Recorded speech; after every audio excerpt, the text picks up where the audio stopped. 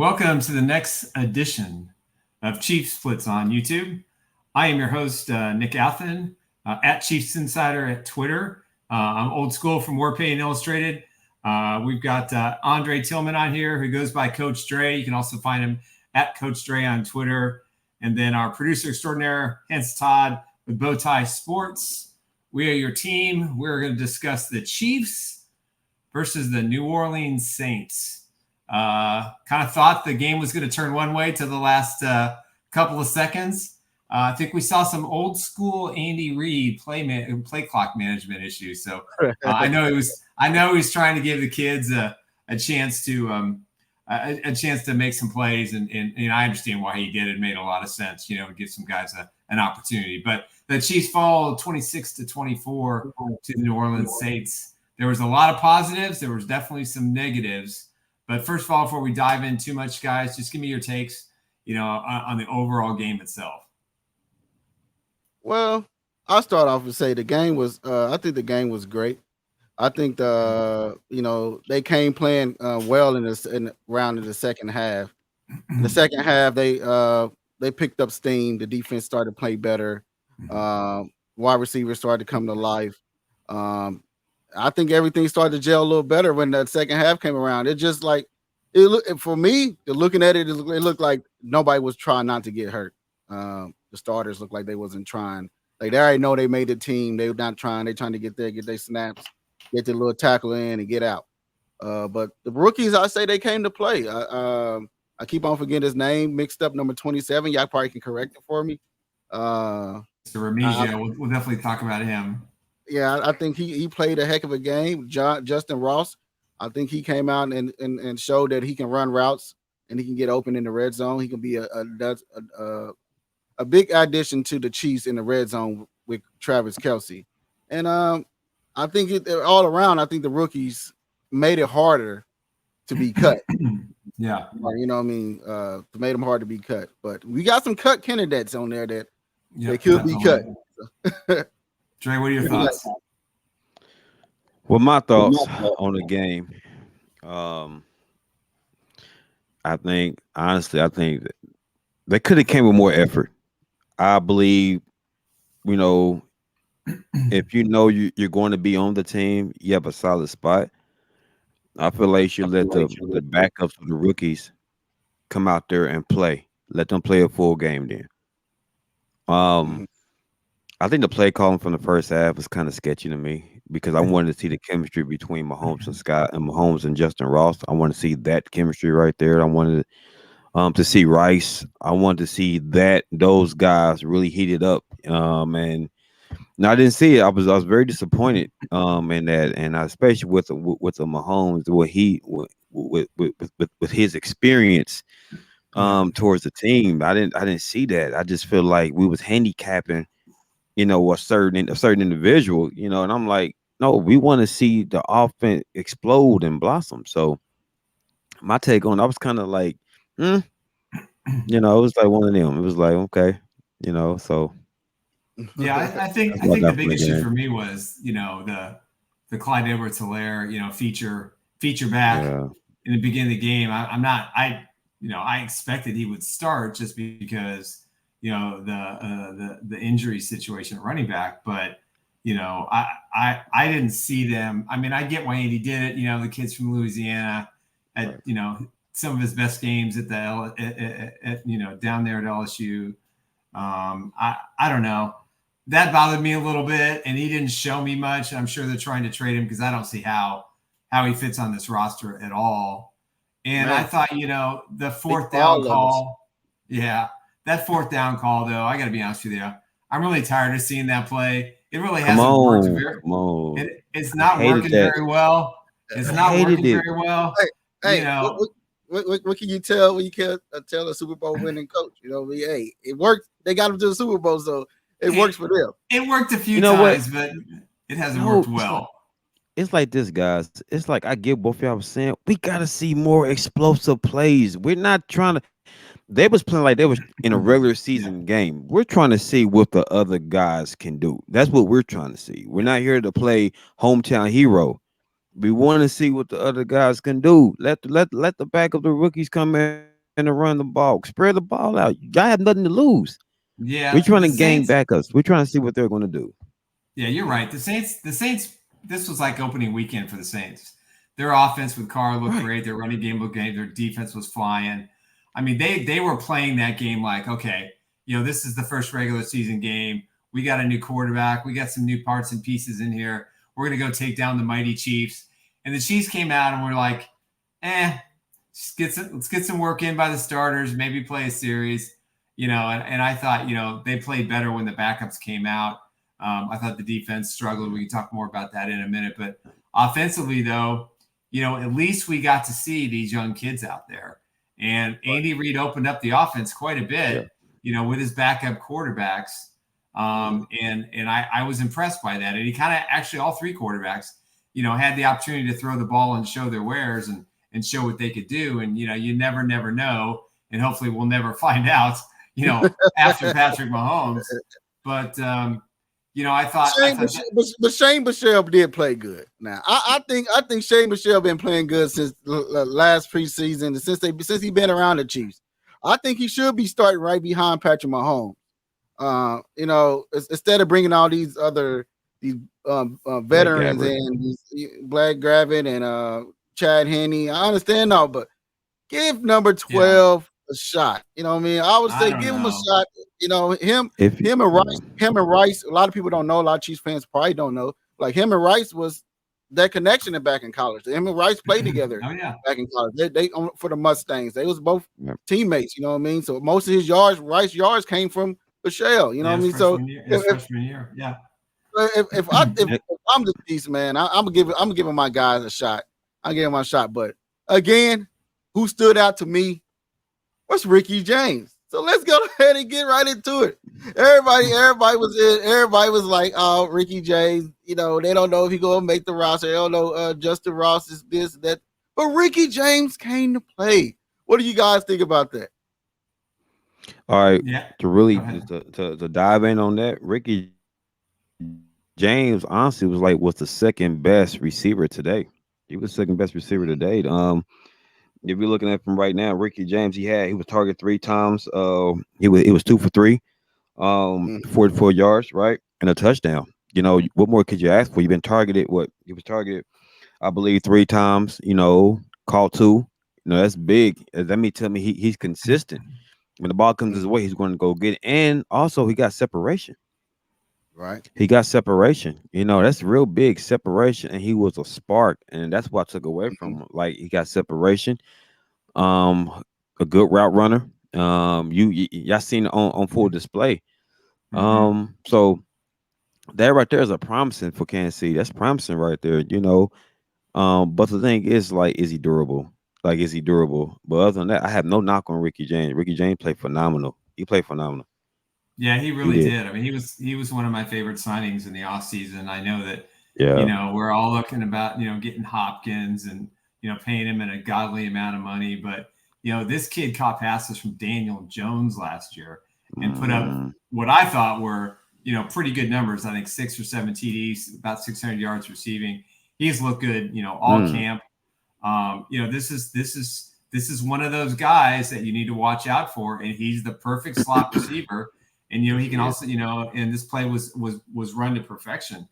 And they can also put him outside, but he's going to be their primary slot guy in my view.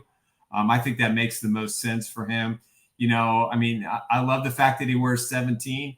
That's not McCole Hardman. And then these routes you're looking at right now, no. That doesn't happen with McCole Hardman. No offense to McCole, he did his best. But Richie understands this offense. He understands how to run routes, and he was one of. Go ahead. He was one of the receivers to me that. Okay, I feel a lot better now. I see. I'm of the opinion, and everybody's talking about these receivers aren't good enough. I mean, right now they're 9 deep. Okay, that doesn't mean they're 9 guys who can be all pros, but they're guys that you can count on. A lot of these guys are going to make the practice squad. A lot of these guys are going to be up at some point during the season. But they've got a good young core, and honestly, they're not paying a lot of money anywhere, which is a good thing. And secondly, you could tell after the starters came out, these guys were hungry, and that's what I love to Mhm. see. They were competitive. I'm gonna piggyback off what you just said. It's hunger. It's the passion for the game. I look for passion. I look for guys that want to eat. And from James, he came out there and played phenomenal, man. When the ball was thrown his way, he made plays on the ball. Mm-hmm. You can't ask for nothing else, especially in the preseason, especially when it comes down to roster cut. And to me, he played huge for me. And I think Andy Reid sees like he has a stud on his team right now. He got a guy that Yeah, you can count on because if you look at that catch, that was a contested catch, right? Right. And he brought it Right. in. yeah, But like you said with Miko, no shot at Miko, but Miko doesn't make that play.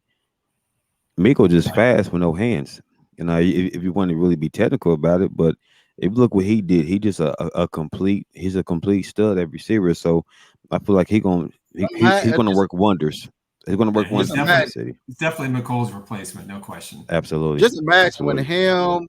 with him, Tony, MVS, Sky Moore, Justin Ross start, get more reps, and Travis Kelsey, and then the offensive line. My God, I think Trey. I think Smith played really well. I think Smith played it well. I think Trey played well, and the offensive line looked good. To me, Mhm. I didn't see nobody come around the end. No shots at Nope. Brown, but I didn't see nobody Yeah, coming out the end and just about to take out Patrick Mahomes' legs. He had a clean pocket, but yeah, again, Richie James, John Ross, Justin Ross, and and Nicole Powell. He's been around for a long time. He played a lot of good ball. So I think I think he will be more of on the chopping block also. yeah. I'm gonna give a real quick summit of him. He was 3 for 3. He was targeted 3 times to caught all 3 of his passes. Yeah, And those some Mhm. tight coverage throws. I mean, that was tight coverage, and he made plays on that. So those are the plays that we look at, because even when you're getting like bodied and getting plastered, for you to go out there and make those catches, it's huge. Because we'll say, oh, he ain't got no separation, oh, he ain't getting free, but he made plays when he was close, when he was covered. When he was covered, he made those plays, and I feel like that's what we look at when the game's on the line. You look at key plays like those, and like I said, I think Powell came out there and he showed his worth too. He showed his value. yeah. He definitely did, and this kid was a fifth round pick. He really struggled adapting to the speed of the NFL and the offense, and Yeah, absolutely, he really had a hard time. But he worked hard in the offseason. You could tell he's in a lot better shape. I thought his routes were crisp today, absolutely. and Hmm. I'm sure a lot of that has to do with his buddy Justin Ross, who we Right, finally right. got to see. Here's Right. this kid. There's this kid who hasn't played in what 21, 22, 3 months, whatever it is. All these injuries, surgery in the offseason, looked struggled in OTAs, picked it up in mini camps, been great in training camp. And what does he do today? Mhm. He plays well, and he Yeah, gets his touchdown.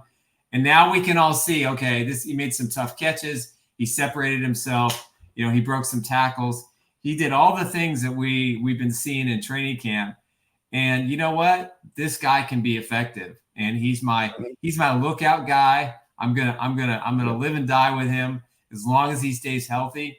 He's got some potential, and just for him to go out there and get hit, yeah. for him to make some plays, he played about 2+ quarters. I thought he was terrific, and I think the sky is the limit. I hate to use that because we'll be talking about sky more down the season, but again, the Chiefs don't have this kind of receiver. This is not MVS's style. This is not Hmm. Kadarius Toney's got some of this in him.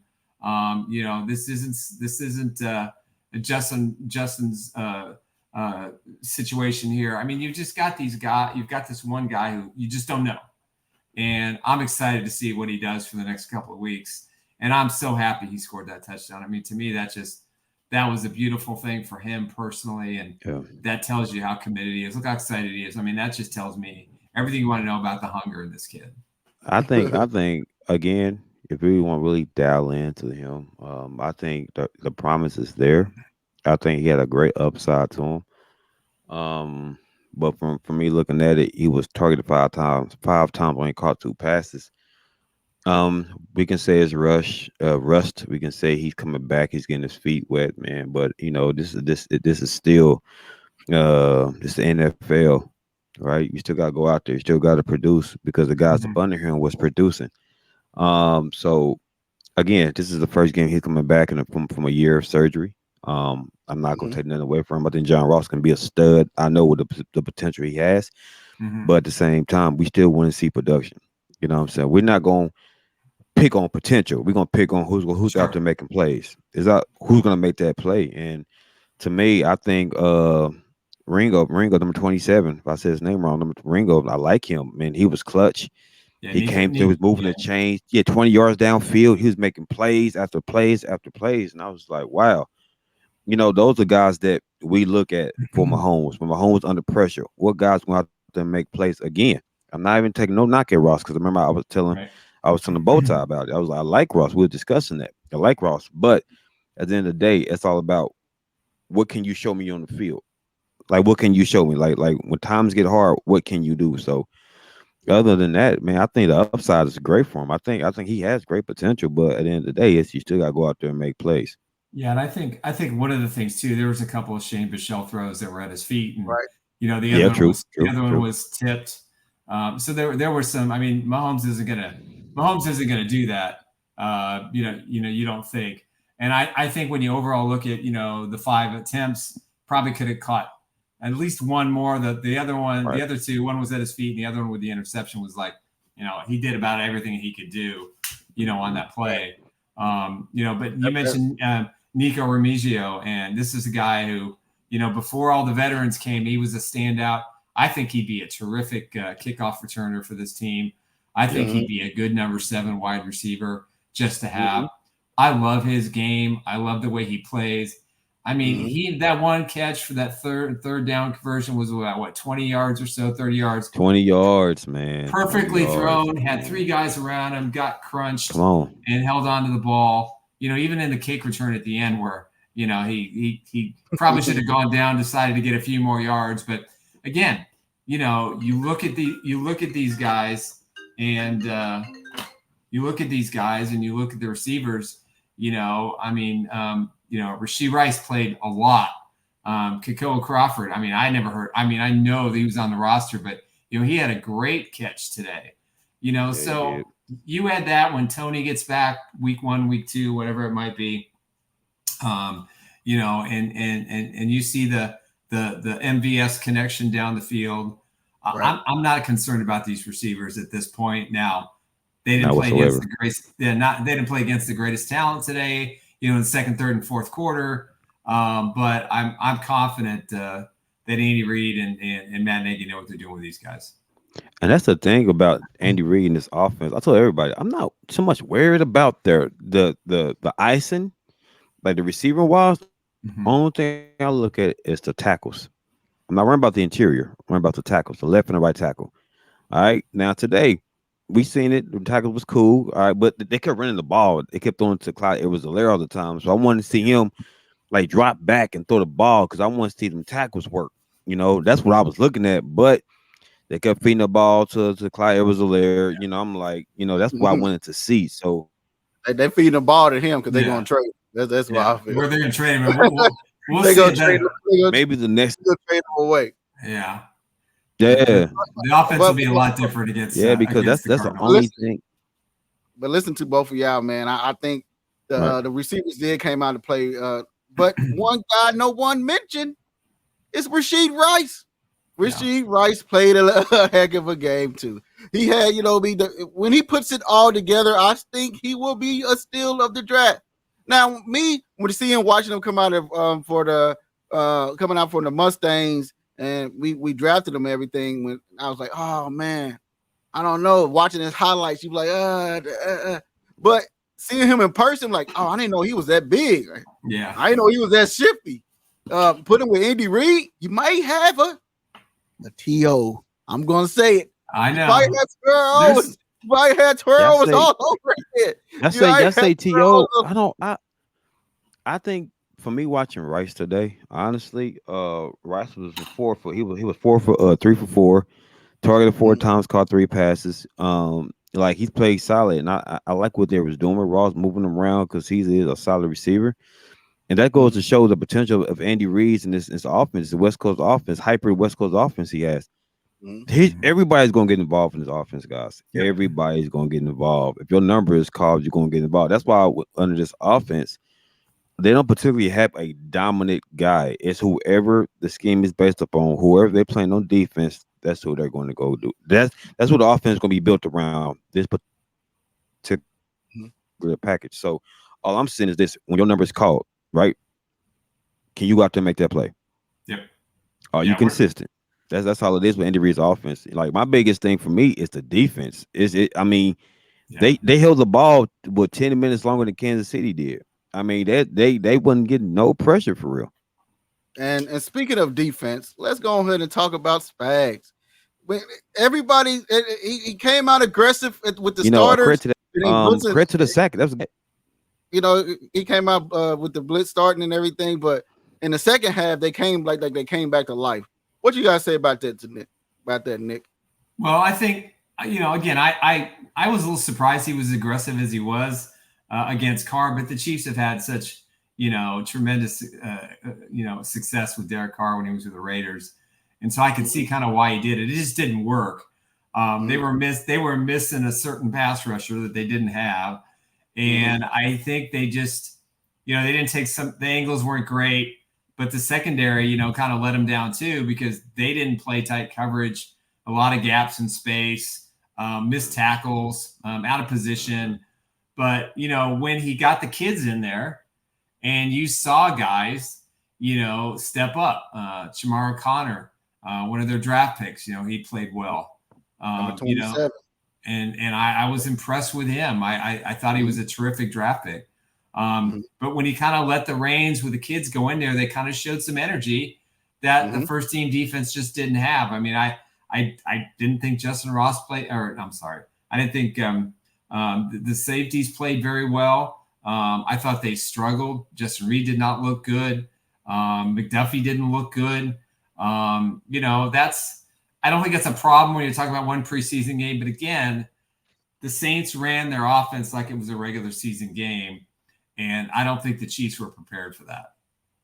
And I think, and again, and when I be me watching it from defense standpoint, I think that me watching the first team, it seems like they wasn't not trying to get hurt. It seemed like they were trying to reserve themselves. We already made this squad. We ain't trying to really risk no injury and be a key player. But when the young dogs came out, you start seeing them young dogs move from Chihuahuas to pit bulls. They start moving around. You start seeing sacks. You start seeing pressure. You start seeing pass interceptions. You start seeing pass breakups. And is it Jameis Winston looking like Jameis Winston, or Chiefs corners are just going to be that good? Our Chiefs corners going to be that good. I'm gonna piggyback off what you just said, Hence. This is why I'm so disappointed in there. If you're not going to come out there and play with effort, as a veteran, you're not going to show these young guys leadership and show them mentality, come to the game and play, sit out. Let these young guys go out there and earn their spot. Since you already earned your spot, sit out. Let them guys go out there and eat. That's what it's about. We're not about mentally you have lazy. What's that showing the younger guys? It's about coming out there and performing, earning your spot. So when they go out there and play flat, I'm not saying this guy. I'm not saying Kansas City come out arrogant because they won Super Bowl. I'm not saying that. But sometimes some of these players on teams can have that mentality, like we're the Kansas City Chiefs. We ain't got to play as hard. We're going to go out there and have some fun. It's like, no, if you like that, let them young guys come out there and eat. Since you're so confident in your spot, let them young guys come out there and play a whole game. Because they're trying to make the roster. I think you make a good point. And I think that listen, I don't want to sit here and say they didn't try or they didn't have heart. Again, schematically speaking, what the Saints were doing was probably not what they prepared for. But that doesn't make an excuse. You still have to react to that. You still have to adjust. And I thought when Spags got the kids in, they adjusted to the offensive philosophy because it didn't really change, with their three quarterbacks. I mean, they kind of played the same style. They had the same game plan. And for the most part, if it wasn't for the turnover at the end of the game, then, obviously it would have been a little bit different outcome of the contest. But, again, this is why, Steve Spagnuolo is a great defensive coordinator He'll get it fixed. And but there were some young guys. Nick Jones, before he got hurt, the cornerback. Hopefully his hand injury is not severe. Drew Tranquil was great. We had a Danny Shelton signing. That sack that Danny Shelton had was just terrific. That was a good sack. That was a big sack. Jack Cochran, the linebacker, who's been on there a couple years. Khalif Alassi, I think the kid he's from Kentucky, if I'm not mistaken.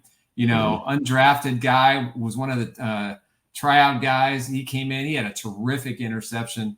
And then Mike Edwards and Jamari Connor, the safeties, I thought played really well as well. So I think there's definitely – I think what impressed me today, more so about anything defensively, setting aside the starter struggle, is just a lot more depth on this football team defensively than I thought there was. I did not see that coming. I did not, understand how this, some of the parts and pieces on this roster and how they fit. But I'm looking at these guys and I'm going, because like all weekend, all I heard was New York Jets defense is stacked. They're 3 deep, blah, blah, blah, blah, blah, blah, blah. And I'm looking at the Chiefs, and I would say they're in a good spot. I mean, they definitely have some backups. Now, they don't have the pass rushing, especially with the Amenahue out and the Chris Jones saga is still to be determined. Mm-hmm. But I'm telling you, there's depth there to if guys go down. I'm confident that they've got the bodies to kind of fill in and, kind of learn on the ropes. But that was impressive to me today. I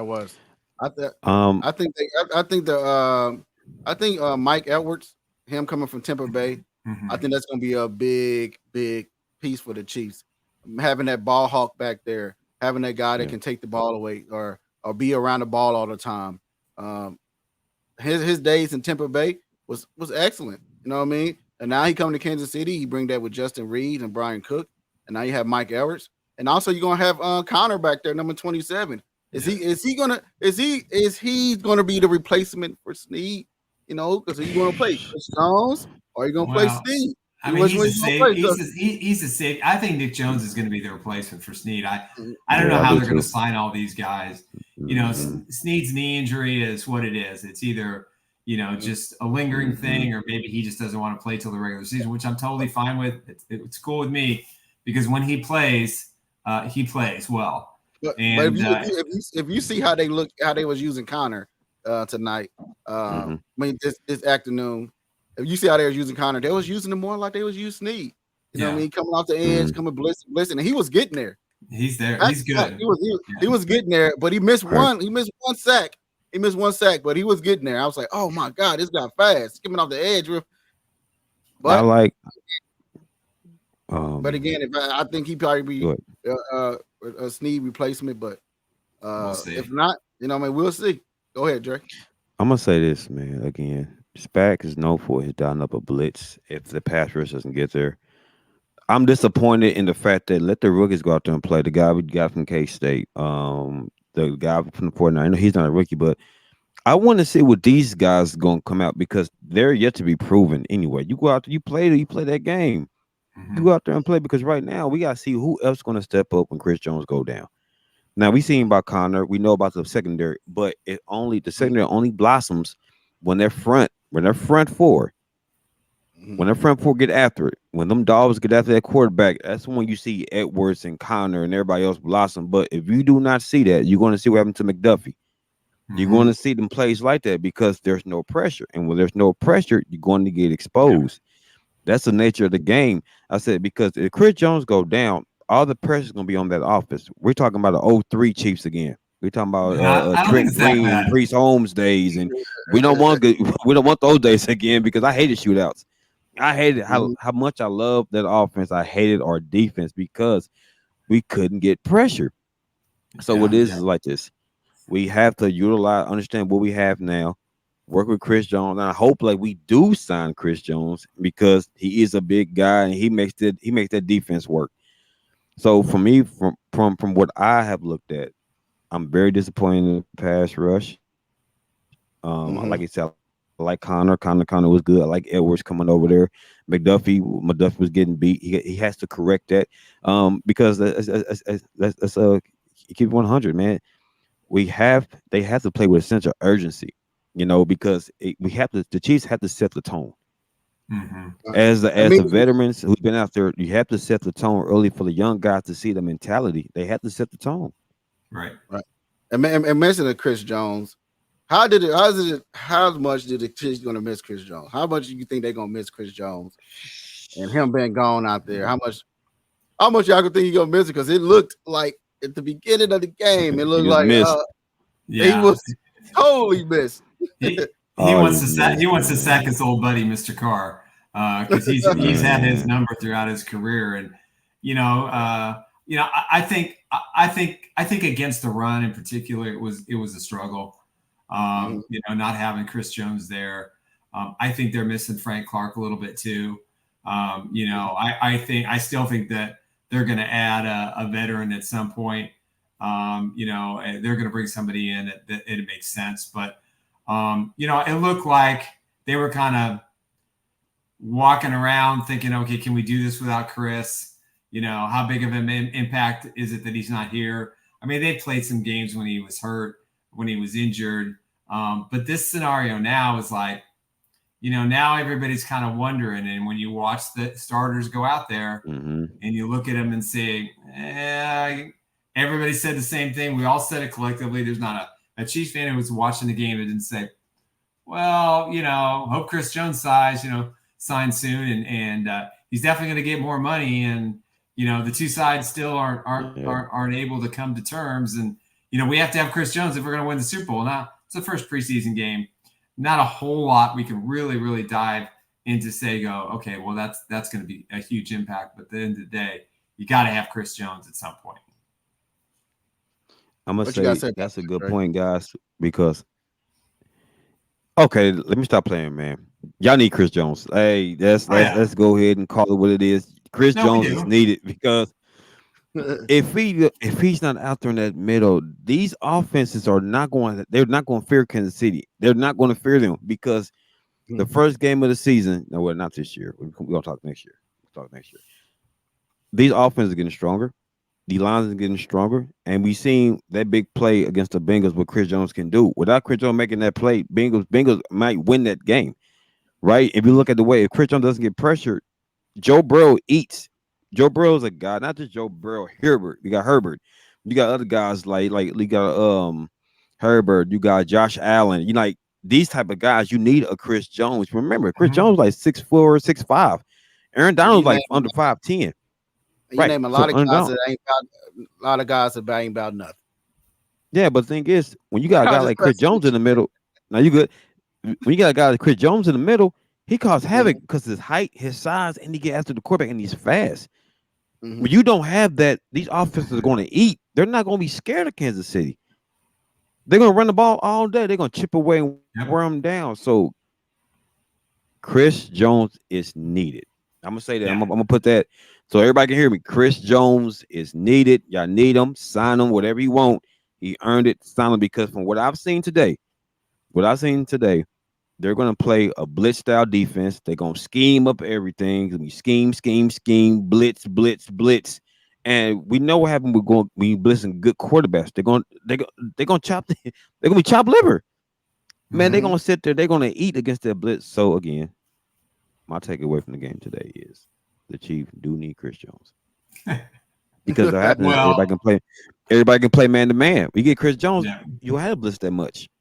Yeah, you play man to man. You don't have to cover your receivers as much, or the backs or the tight ends. They've got. I think Drew Tranquil was terrific today. So they got a guy who can cover a tight end or a back. That kind of knows what he's doing because I think the other linebackers struggle with that.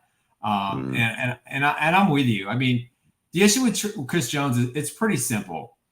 It isn't a matter of him being the highest paid defensive tackle and whatever it is at this point because he plays both positions.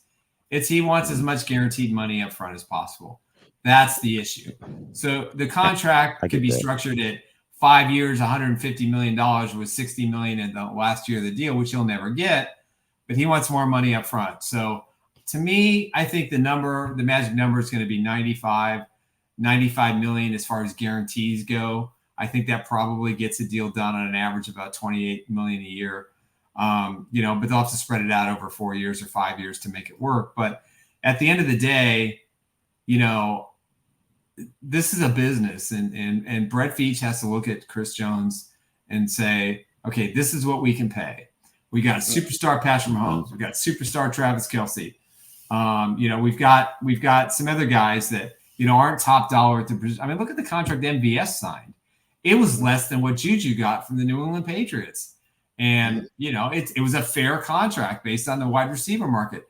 The Chiefs have offered a fair contract on the Chris Jones contract that is somewhere between the number one guy and, you know, to a lesser degree, the number two guy whose guarantees are going to be far less, and the average per year is going to be far less than what the Chiefs have offered right now. So, again, I think part of this is the Katz brothers saying, hey, you know, we're going to push the envelope. I mean, he missed the game today. He misses his game check week 1. I know Chris put out a text that basically said something different than that. I don't know unless he knows something that I don't, but, you know, the fines are adding up, and I think that's problematic. Right. I think it's going to be a real problem. I think it is. I just believe. I think it's going to be a real problem if the Chiefs, if the Chiefs don't get Chris Jones signed, it's going to be a problem. No ands and buts about it. You know what I mean? Pay the man or be picking number 1 in the draft next year. Well, I won't go that far. Ain't gonna fall. They're not gonna fall. I know you're being dramatic. I like the drama. I like the drama. Maybe this team has a road. I'm gonna tell you this. You got Mahomes. I'm telling you. If Patrick Mahomes, I know. I'm just saying it. As long as you got Patrick Mahomes, you got it. But you know what? I'm gonna say this. Though, guys. I get that. If that man goes to a nemesis, a rival with Kansas City next year, y'all going to receive. It's going to be a headache. It's going to be a headache because Chris Jones to me is the best defensive tackle in the league. Period. He goes to another team, and he thinks. You know how some people got a vendetta. They might not think that. They might not show you. They might be on the surface. Be all, yeah, I like the team. I love them. They are a great team, a great organization. In his heart, he want to destroy y'all, and that's what it is with Chris Jones. So I'm like, you have to listen. Okay. You saying that? Who is the team then? Who's the infants? Who is this robber that you speak of, sir? It doesn't even matter. Anybody on the AFC. Anybody in the AFC. Now you know what team I'm talking about. You know what team I'm talking about, though. I'm pretty sure what team I'm talking about. Man. You talking about that cornflake team, right? Cornflakes. That's what he's talking about. If you look at the way Chris Jones, he could turn any defense around. They don't have the money, so I'm not confident they're not going to Cincinnati. They don't have the money. They don't. A buddy of mine said the same thing. But the thing is this: you still don't want Chris Jones to leave because he can turn the defense around. Somebody that's very needed. They can restructure some stuff, and this league it can be done. It can be done. The Chris Jones is a high market. He's higher than Tyreek Hill. Well, because defense win games. He's the third guy. He's the third wheel of this entire franchise. Yeah, he is. Mahomes and Kelce.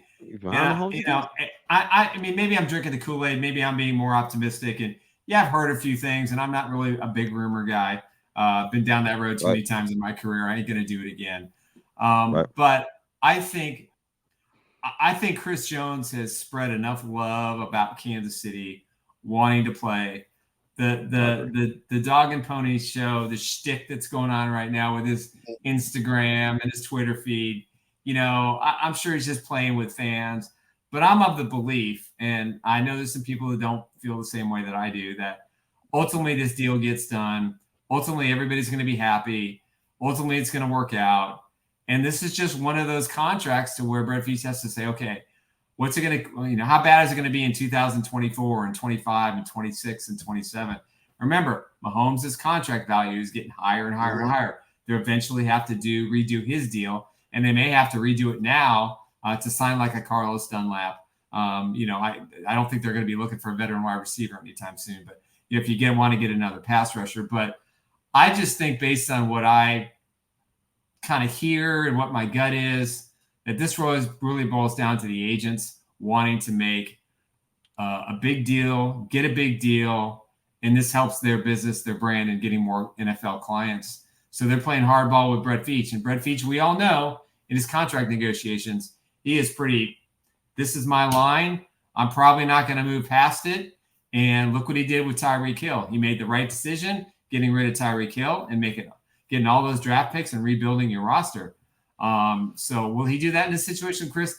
I don't see it. I don't buy the fact that he won't be a Chief long term. I don't buy the fact that he's not going to retire as a member of the Kansas City Chiefs. That's just I want him. I want him here on the Chiefs. But again, you got to pay Trey Smith. You got to pay Creed Humphrey. You got to pay L'Jarius Sneed.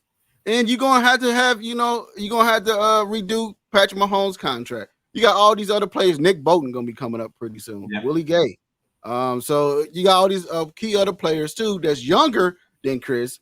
That's also gonna be looking for the money bag too. But again, if you're gonna play Chris Jones and if he's not, it's just like the Chiefs are doing what the Patriots did back in the day. We got Tom Brady. Yep. Everybody else is gonna come second.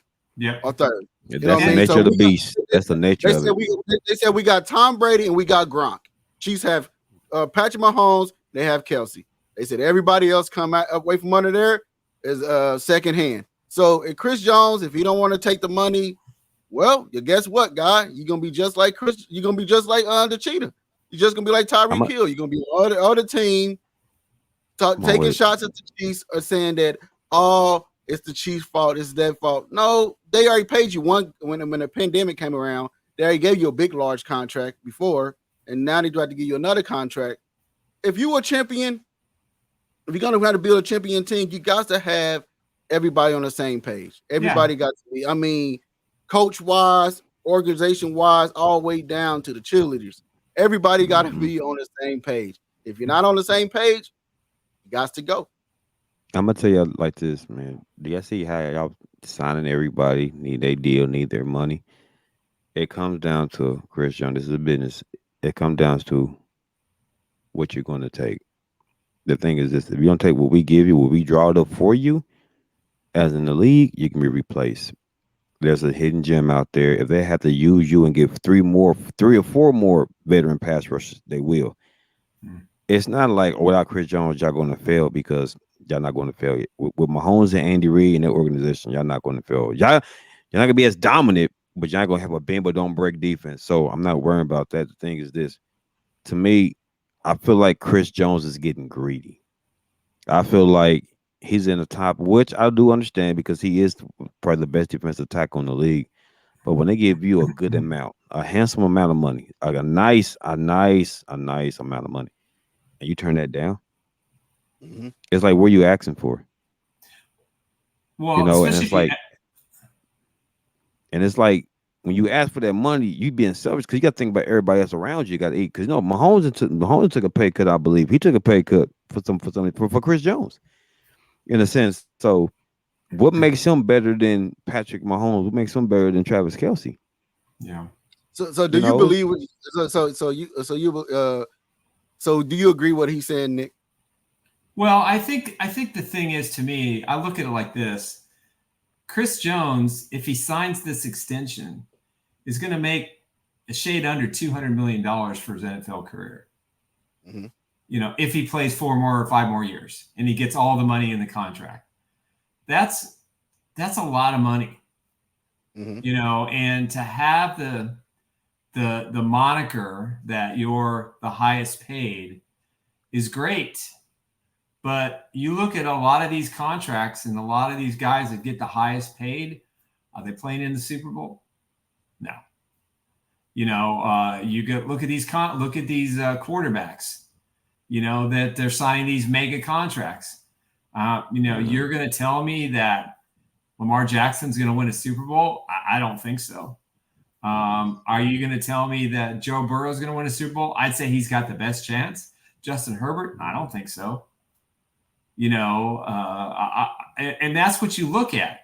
So being the highest paid doesn't equate to, being a Super Bowl champion. And if he wants his legacy, then that's important. I agree with you 100%. I agree, man. Chris Jones, is he going to be missed? That's the question that we had. Yes.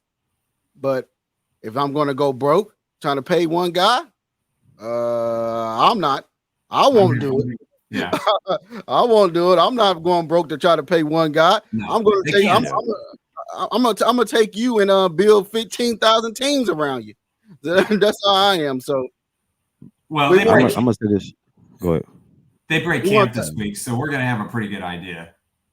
We want to thank everybody for coming in and watching and leaving your comments, man. Like, hello, everybody for leaving your comments and everything. But again, what we speaking on in your comments, if you think the Chiefs gonna miss Chris Jones, do you think the Chiefs is gonna miss Chris Jones? Do you think that the Chiefs gonna or would you pay Chris Jones all that money, or would you take that? Would you take him and trade him away and get more picks like they did Tyreek Hill? Dre, you got the last word on the topic. All right, listen. Now, what you just say, him a piggyback. Okay, they traded Tyreek Hill. Everybody mad about Tyreek Hill. When they traded him, they went where? They had what? Number one the number one offense, and they went to the Super Bowl. So that tells you right there the value of Tyreek Hill. They say the value of Chris Jones. Chris Jones, least somebody match that offer. The Chiefs gonna be just fine because they're gonna get a tremendous package for Chris Jones.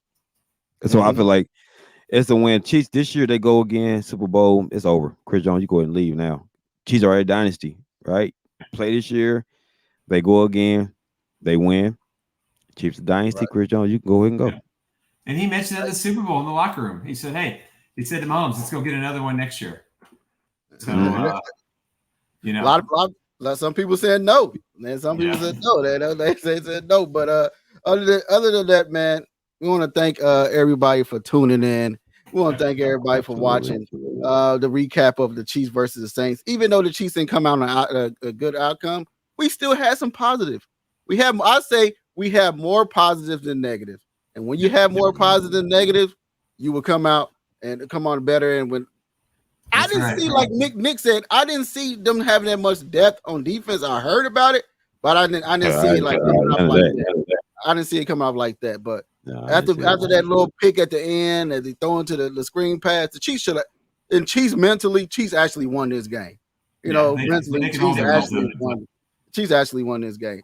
So I'm Hence Todd. I'm the producer on here, and this guy is Nick, and you got Coach Dre. So if you were to follow us, on Chiefs Blitz on Twitter, and also follow us on all the social media platforms that you see scrolling at the bottom. And also we'll just leave that in the comments for you also. So we want to thank you guys for also watching. Continue to share the show, retweet it, wherever you got to do. Again, we'll see you guys next Sunday. Or next time the Chiefs play, we'll have to recap off of that. So you have a good one. All right, guys. Take care. All right.